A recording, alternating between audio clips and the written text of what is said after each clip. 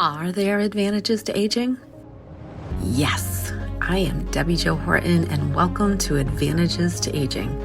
Join my guests and I as we discuss aging and what makes for a healthy lifestyle, which results in a quality life. Thank you for joining me today.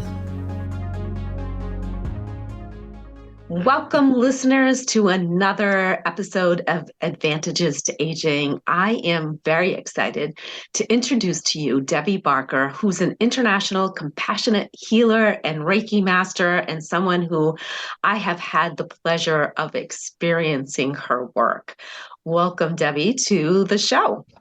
Thanks, DJ. I appreciate you having me. Well, I really not only appreciate you being a guest and sharing your wonderful gifts with my listeners, but also being one of my practitioners and sharing your wonderful gifts with me. So let's get started, shall we? Oh, I'd love to. Can we discuss a little bit about when you knew you had these energy gifts that you have?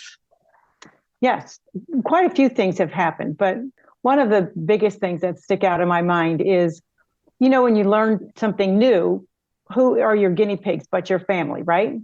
So I'm having my family here, lay down on the couch, I have to move my hands around, I'm going to do this. And they just roll their eyes and okay. And do you feel anything? No, Mom. So, okay.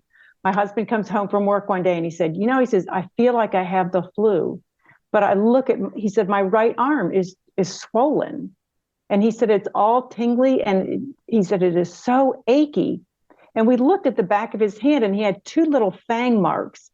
And then we realized that he was cleaning out the wood pile and he had gloves on the day before. So he must have gotten bit by a snake of some kind. So he said, can you do a little bit of that voodoo stuff that you do on me? I said, okay.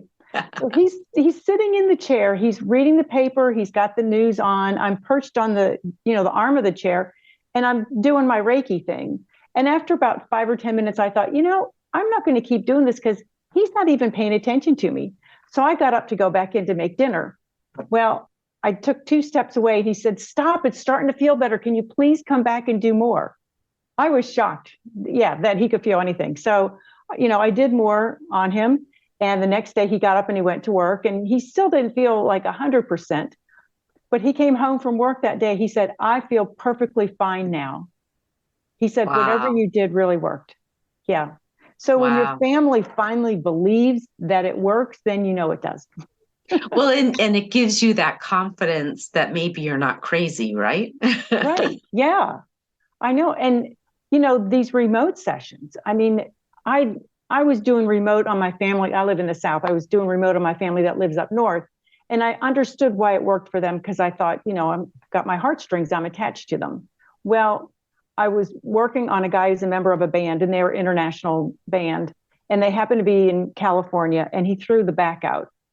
He needs his back. He's a bass player. Okay. So he calls me from California. He said, can you do something for me? I said, sure. So we hung up the phone and I did my thing and I called him back. And the first words out of his mouth were, I felt like I was laying on your massage table. He said, I could feel where the energy was going. He said, the back is so much better. So then I knew that, okay, I can do remote too. I don't have to be in the same room with somebody or even know them ahead of time. Yes. And also listeners, I know some of you are skeptical as I was, having a CPA brain and thinking there's no way that can happen, but I have experienced it. And before Debbie even tells me what she's doing, I've already felt it. Talk about mind-blowing. And I know you do more than Reiki. So you do several different energy modalities. If you could just share quickly with the audience what that is. But I understand that a remote session you can do from anywhere in the world, hence the international. But why would people choose to do that over perhaps going to someone in person? Sometimes when you meet somebody, you feel like you have a connection. So, I reach out to a lot of people, they reach out to me, and it just feels right for them to have remote session. And then I have other people that, live a couple hours away and they say, I just want to come in person. That's fine. it's really just your preference. But a lot of people, they enjoy being in their own home, in their own space. They can light candles if they want. I have a girl from the UK. She puts a palette on the floor. She'll put crystals around the palette, whatever is calling to her that day. She's got her music on, and she's has her candles lit, and that's how she prepares for her session.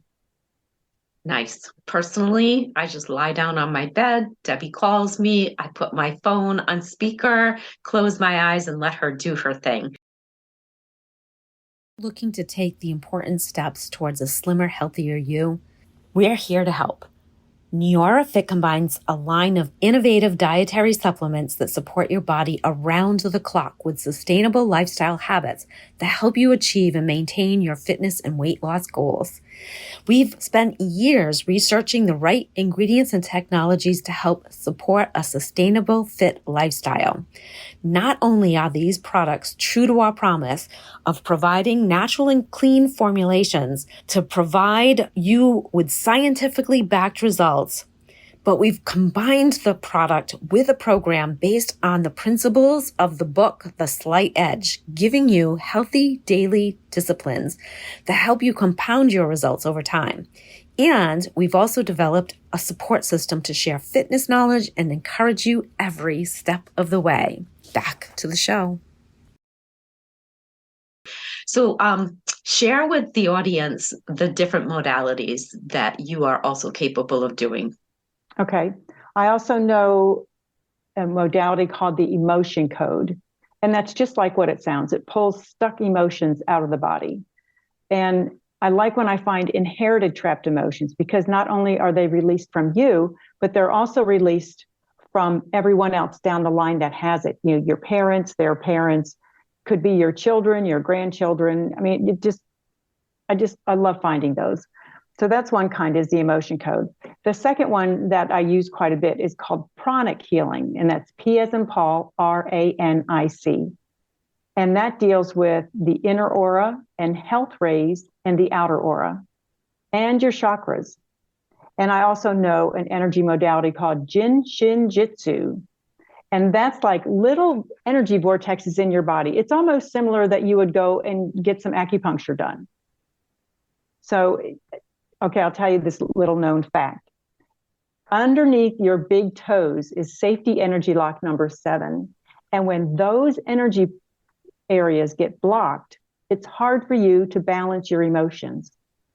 So that's something that I always check on everybody to make sure that those are clear. And then once they're clear, I have to make sure that they're both in sync with each other. The left side is talking to the right side, because we want to make sure I can feel those pulses coming and that they're synced up. So it's fun stuff to do. So those are just a few of the energy modalities I know. Yes, and I know that when you do a session, oftentimes you use multiple in that session, not just one, which is really cool. So share with the listeners, if you would, how your sessions actually work, because this is really where I think it's really very cool, very unique.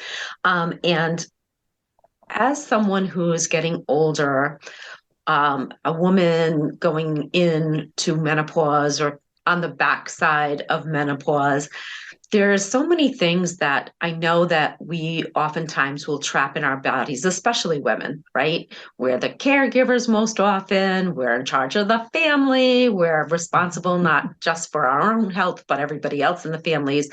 And a lot of times that gets locked inside, and it's a little scary when you first approach releasing that, and whether or not it's going to be too overwhelming, or maybe this is something I'm supposed to be carrying with me. How do you work through those, or help someone who is thinking that maybe this is something that I should be looking into and trying? Well, I like people to ask me any questions at all that they might have, because I want them to be comfortable with what I'm doing and be comfortable with me. And a lot of times, yes, different emotions might come up. And there are times that I'll hear the person on the other end of the phone will say, "Oh my gosh," she says, "all of this stuff just came up and I'm crying. I had no idea it was in there." And to me, that's a gift to be able to release it and to let it go instead of leaving it in there stuck in the body.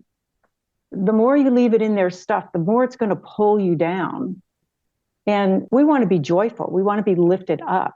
So a good way to lift up is to release those lower level emotions, all the worry and the doubt and the fear and the dread, the sorrow and the sadness. I mean, once they're gone, your vibration raises and you start to feel better. Then you have more good thoughts than bad thoughts. Yes. And I can say from experience that initially when I was talking with a couple of friends about what we were going to embark on, they were like, what do you mean she's going to get rid of your worry? Like, isn't that supposed to help protect you? And I was like, yeah, but when you trap all that worry, it builds onto one another and then it starts to manifest in illness. Am I right? Yes. So why would you want to manifest illness? No, thank you. And worry does not protect us. No, it totally doesn't. No.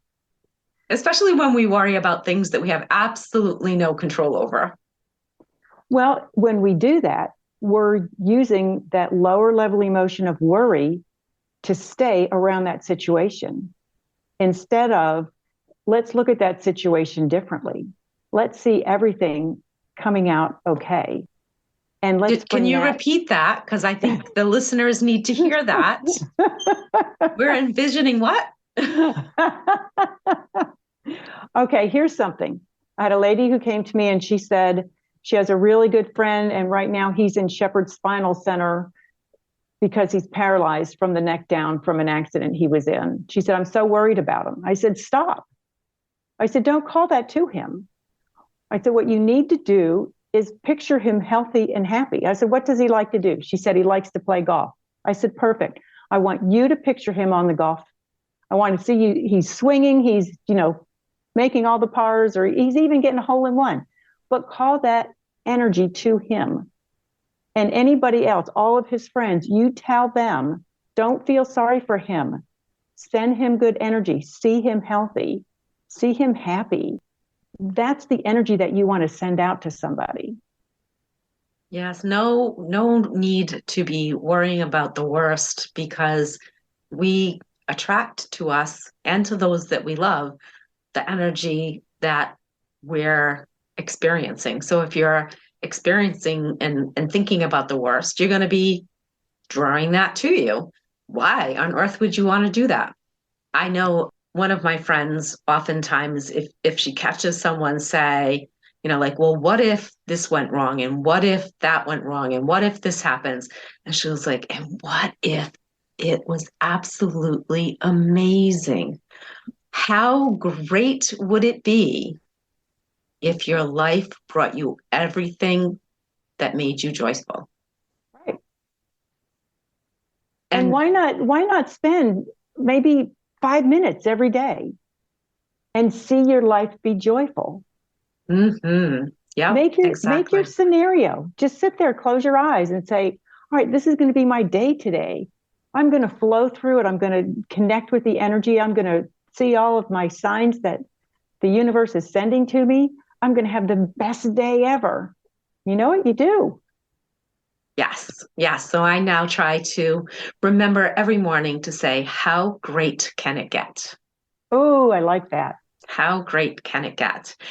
So, listeners, what I am telling you, that is, anything is possible. And Debbi and people like Debbi are here to help make those things happen, to help you to release those things that are stuck inside your mind, stuck inside your energy, stuck inside your body, so you can see just how great it can get. Debbi, I want to thank you so much for being a guest on this podcast, also for all of the wonderful work that you've been doing with me as a practitioner. And listeners, I challenge you to take at least one thing from this show and implement it today, even if all that is taking a deeper look into energy healing. Thank you again, Debbi. DJ. Oh, thanks for having me.